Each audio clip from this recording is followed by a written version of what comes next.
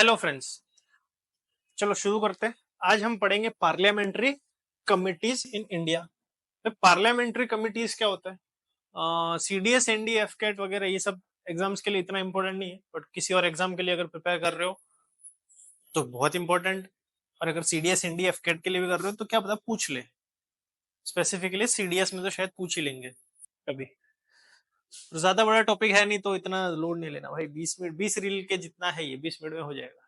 ठीक है, 20 रील तो तुम फटफट ऐसे ऐसे घुमा ले। ठीक है। What are parliamentary committees? देखो, पार्लियामेंट्री मतलब समझ आता है ना। पार्लियामेंट सर, कुछ तो पार्लियामेंट की बात चल रही है। हाँ, पार्लियामेंट की ही बात चल रही है। कमिटीज मतलब क्या? ग्रुप ऑफ पीपल होते हैं।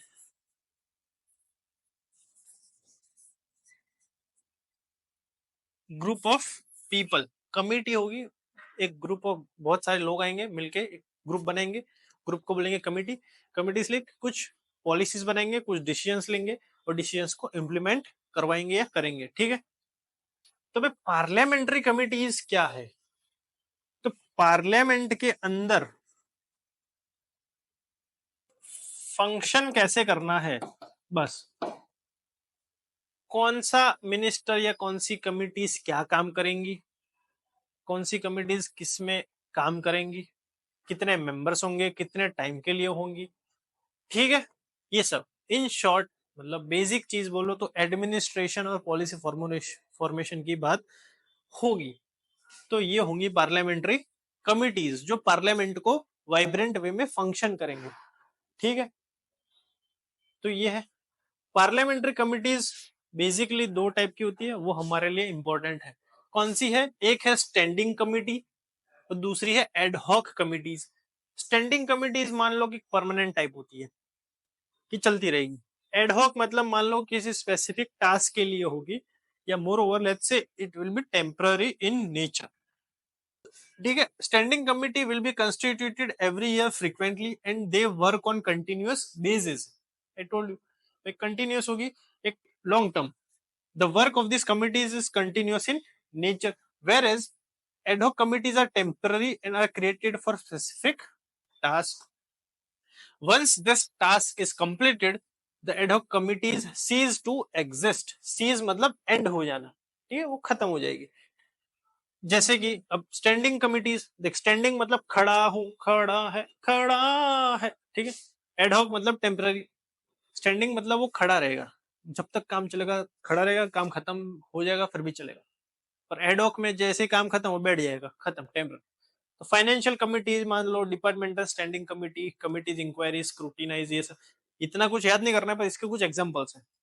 एडहॉक के कुछ है इंक्वायरी और एडवाइजरी। जिंदगी में तुमने किसको एडवाइस दे दी तो उधर ही थोड़ी रहोगे, एडवाइस देके निकल लोगे। तो बस advisory committee is a type of ad hoc committee, temporary. Basic चीज है भाई, इंग्लिश इंग्लिश भी नहीं आता तो भी आएगा। जिंदगी तो पता है ना, जी रहे हो। किसी को एडवाइस दी, निकल लिए, खत्म, उसको बोलेंगे एडहॉक। तो आज से तुमको मम्मी जो सलाह देगी तो सलाह होगी, वो एडहॉक सलाह होगी, टेम्पररी। इंक्वायरी, तुमने कुछ इंक्वायरी करी कि भाई आज इधर पढ़ना चाहिए, ये सब्जेक्ट पढ़ना चाहिए कि नहीं चाहिए, वो सोचते थोड़ी रहोगे, पढ़ने का शुरू कर दोगे। तो वो भी क्या होगा, एक इंक्वायरी कमेटी। तो इंक्वायरी कमेटी क्या होगी? टाइप ऑफ एडहॉक कमेटी जो एक स्पेसिफिक टास्क के लिए ही है। ठीक है, चलो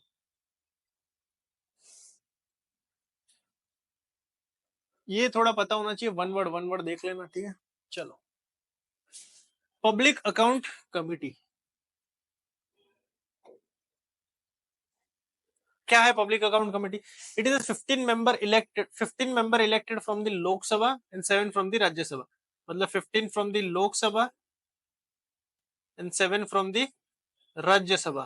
कितनी हुई total? 22 member body are associated with it. Members elected through proportional representation mean by single transferable vote. इतना कोई नहीं पूछेगा, बट एक साल की है ये कमेटी, इतना याद रखना।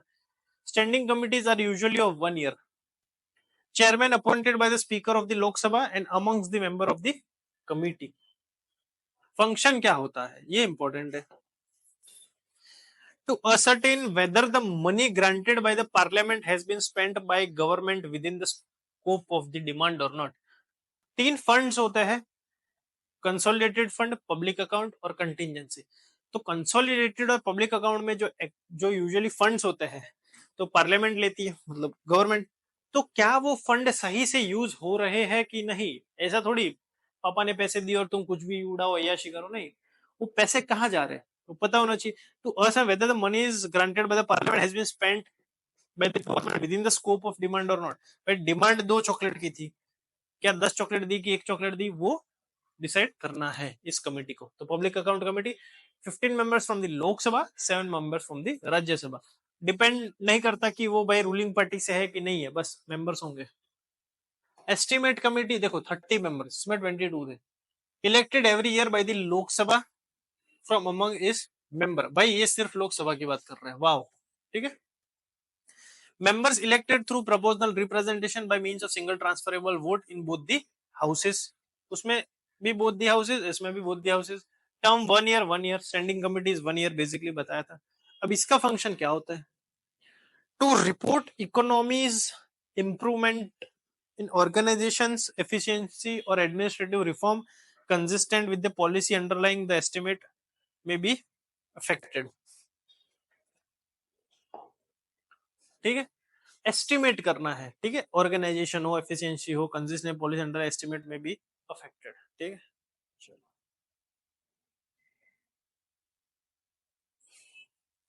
हम लोग इंपॉर्टेंट स्टैंडिंग कमिटीज ही पढ़ेंगे, ठीक है। बाकी तो ऐसे बहुत सारी कमिटीज है, सारी काम की नहीं है, ठीक है। Committees on public undertaking bye 22 members, 15 from Lok Sabha and plus 7 from Rajya Sabha.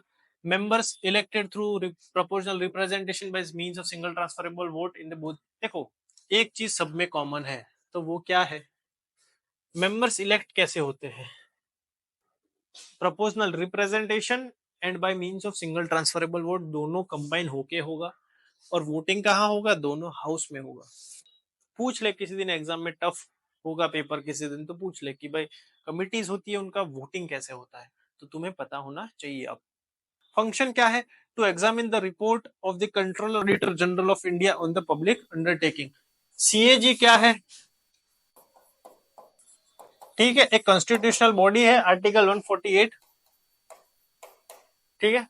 एक कॉन्स्टिट्यूशनल बॉडी है जो सारे अकाउंट चेक करती है, ठीक है। टू एग्जामिन द रिपोर्ट्स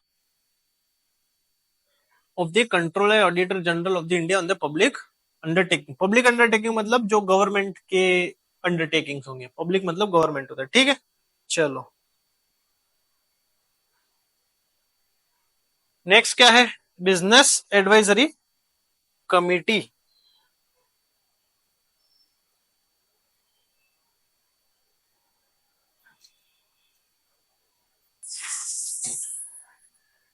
ठीक है भाई, बिजनेस एडवाइजरी कमेटी। बिजनेस मतलब भाई धंधा नहीं, बिजनेस मतलब पार्लियामेंट में जो फंक्शनिंग होता है उसको हम बोलेंगे बिजनेस। चलो मेंबर कितने होंगे? 15, 15 from Lok Sabha and 11 from Rajya Sabha, ये हो गए टोटल 26 मेंबर कमेटी, ठीक है। चेयरमैन कौन होंगे? Speaker of the Lok Sabha and chairman of the Rajya Sabha, ये देख सो। चलो ये तो बता दिया। फंक्शन क्या है बिजनेस एडवाइजरी कमेटी का? मेन ये देख लो, to recommend the government to bring forward particular subject for discussion in the house and recommend allocation of time for such discussion। कुछ इंपॉर्टेंट पॉइंट होगा, इंपॉर्टेंट पॉइंट मानो किसी भी कमेटी का होगा।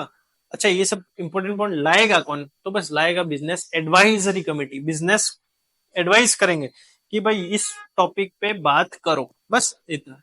Committee on private member bill and resolutions क्या है?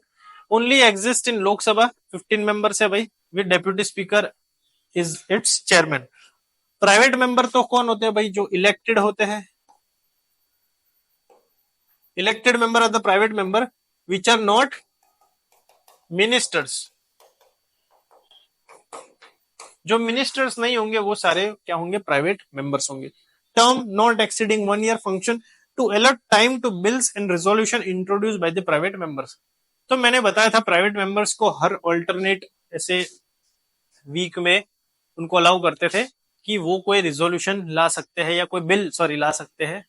तो वो बिल लाएंगे तो उसके लिए जो टाइम एलोकेशन होता है वो कौन सी कमेटी करती है? Committee on private member bill and resolutions. ठीक है, बहुत इजी सी चीज है, पे थोड़ा ध्यान दो ना।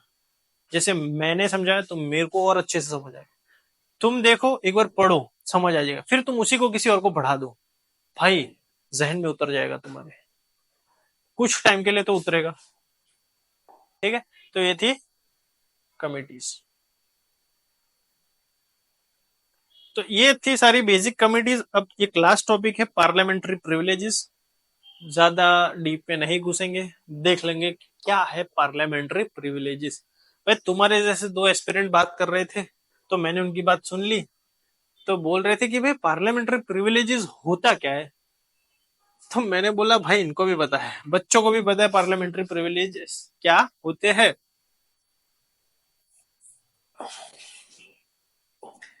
एक चीज होती है पार्लियामेंट, पार्लियामेंट तो पता ही है। पार्लियामेंट की अगर किसी चीज की बात हो रही हो तो उसको बोलेंगे पार्लियामेंटरी। ठीक है, अब प्रिविलेजेस मतलब क्या भाई, बताओ भाई जल्दी से फटाफट। एक एक्स्ट्रा एज, कि मेरे पास दो हाथ है तुम्हारे पास तीन है, तो तुम्हारे पास तीसरे हाथ का प्रिविलेज है। ओहो, ज्यादा रिसोर्स होना, ज्यादा सिक्योरिटी होना, किसी भी चीज को थोड़ा अच्छे से और बेटर वे में देना, तो प्रिविलेज हो जाएगा। ठीक है, एक एडिशनल बेनिफिट तुम्हारे पास है, मेरे पास दो ही हाथ है, तुम्हारे पास तीन हाथ है, तो एक हाथ से तुम लिख रहे हो, एक हाथ से चैटिंग कर रहे हो, तीसरा हाथ क्या पता दोनों हाथ से भी चैटिंग कर रहे हो, तो प्रिविलेजेस है वो तुम्हारे। तो बच्चे ने बोला कि पार्लियामेंट्री प्रिविलेजेस क्या है भाई? स्पेशल राइट्स है, आदि स्पेशल राइट्स, सॉरी थोड़ा दिख नहीं रहा होगा, स्पेशल राइट्स होंगे, immunities exemptions enjoyed by the member of parliament in their committees. ठीक है, प्रिविलेजेस डिफाइंड है कहां पे? Article 105, article 105 of the Indian constitution mentions and defines what parliamentary privileges. ये हो गया पार्लियामेंट्री प्रिविलेजेस एट सेंटर। अब एट स्टेट भी होगा, at state article 194, at state वही पार्लियामेंट्री प्रिविलेजेस एट स्टेट, तो उनको बोलेंगे member of legislative assembly privileges. ठीक है, under this privileges the member of parliament are exempted from any civil liability but not criminal liability for any statement made or done in the course of that duty. तुम्हारे पास तीन हाथ है, मेरे पास दो है। ठीक है, ये हो गया पार्लियामेंट। पार्लियामेंट्री प्रिविलेज क्या है? पार्लियामेंट के जो मेंबर होंगे एमपीज, सिविल लाइबिलिटीज होती है कुछ, एक दूसरे को कुछ बोल दिया, ये वो धड़ा धूम कुछ बोल दिया, कुछ एक्शंस ले लिए, तो भाई उनको एग्जाम्प्ट किया जाएगा। जो पार्लियामेंट में बोलेंगे तो उनको मतलब उसके लिए उनको पनिश नहीं कर सकते। हाँ, क्रिमिनल नहीं होना चाहिए कि पार्लियामेंट में घुस के चाकू वाकू लेके डंडा वंडा लेके मारा धड़ाम, नहीं। ठीक है, सिविल होना चाहिए। सिविल मतलब पर्सन टू पर्सन, क्रिमिनल मतलब ऐसा कोई क्राइम जो पूरी सोसाइटी को इम्पेक्ट कर दो। मार वार नहीं सकते ना तुम यार, किसी को बोल दिया कि भाई इन्होंने चोरी की तो बोल सकते हैं, ऐसा कुछ है नहीं। वो क्रिमिनल लाइबिलिटी नहीं होगी, वो थोड़ा सिविल हो जाएगा। तो बस इतना है, पार्लियामेंट में जो भी बोलेंगे सिविल जो एक लिमिट में होगा, तो उससे उनको एग्जाम्पशन मिलेगा। अब हाँ, वही चीज अगर तुमने बाहर बोल दी पार्लियामेंट के कि ये बहुत बड़े चोर है, फ्रॉड है, तो भाई वो फिर डिफेमेशन भी कर सकते हो तुम सूट भी कर सकते हो, तुम बहुत कुछ कर सकते हो। आना कभी लॉ कैसी, ठीक है मैं बताऊंगा। पर पार्लियामेंट के अंदर वो काउंटेबल नहीं होगा, पार्लियामेंट में अकाउंटेबल नहीं होगा। तो वही है, पार्लियामेंट्री प्रिविलेजेस किसको देते हैं? मेंबर ऑफ पार्लियामेंट्स को। बोले सर क्यों देते हैं? भाई इसीलिए देते हैं कि जो है खुल के होना चाहिए, खुल के करो, मजे से करो। ठीक है, ये नहीं कि भाई कुछ मतलब, हाँ ट्रांसपेरेंसी होनी चाहिए। ठीक है, एकदम ट्रांसपेरेंसी होनी चाहिए। जो है क्रिटिसाइज करो एक दूसरे को, जो भी है कंस्ट्रक्टिव क्रिटिसिज्म के साथ चलो और फंक्शन करो, unless it is not affecting the proceedings of the house. इतना ध्यान रखना है। ठीक है, अब एक चीज होती है कमिटी, प्रिविलेजेस पे भी कमिटी है। 15 member from Lok Sabha, 10 member from Rajya Sabha, तो 25 मेंबर बॉडी है ये। ठीक है, उनका फंक्शन क्या है? To examine case involving breach of privilege of the house or of the member of any committee referred to it by the house or by speaker to make suitable recommendation. ऐसा भी हो सकता है कि मैं अपना प्रिविलेज तोड़ दूं। मैं अगर पार्लियामेंट में हूं तो अंडर आर्टिकल 105 मेरे को अवेलेबल है, और अगर मैं स्टेट लेजिस्लेटिव असेंबली में हूं तो मेरे को 194 के अंडर अवेलेबल है पार्लियामेंट्री प्रिविलेजेस का प्रोविजन। मान लो मैंने वो वायलेट कर दिया, मैंने वो ब्रेक किया, तो क्या होगा भाई? तो बस एक प्रोसीडिंग चलेगी, एक कमिटी प्रिविलेजेस है वो इवॉल्व इवेल्युएट करेंगी कि whether I am using my privileges in a positive और गुड वे और नॉट, और इधर आई एम वायलेटिंग इट। बस इतना काम है। ठीक है, तो ये होगा पार्लियामेंट्री प्रिविलेजेस। पार्लियामेंट्री कमिटी एक होती है, वो है कमिटी ऑफ सॉरी प्रिविलेज, हाँ, committee on privileges. Parliamentary privileges क्या है वो बता दिया, बहुत बेसिक सी चीज है, बच्चों को भी पता है, आपको भी पता चल गया। इसी के साथ टॉपिक खत्म करते हैं, मिलते हैं नेक्स्ट टॉपिक में। ठीक है, चलो टेक केयर।